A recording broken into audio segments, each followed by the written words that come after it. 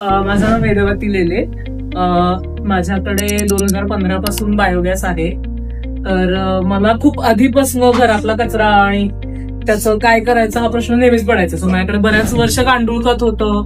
मी खूप प्रयत्न वेगवेगळे केले, पण ते फार काही असं टिकायचं नाही माझं. मी खूप फिरायचे, पण मेंटेनन्स पण फार काही करायला व्हायचं नाही आणि ती मरायची गांडूळ. मला असं जनरली खूप वाईट वाटायचं. सो एका कॉमन ग्रुप मधनं प्रियदर्शनची ओळख झाली. मग मला असं कळलं की तो बायोगॅसचे प्रयोग करतोय.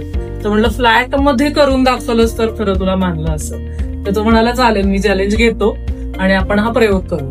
मग त्याच्यानंतर आम्ही साधारण म्हणजे लगेचच त्यांनी छोटासा असा 50 ह्याचा लिटरचा आणून दिला, मला बसवला. त्याच्यावर आम्ही छान पेंट केलं, मिनियन पेंट केला आणि it was like fun activity.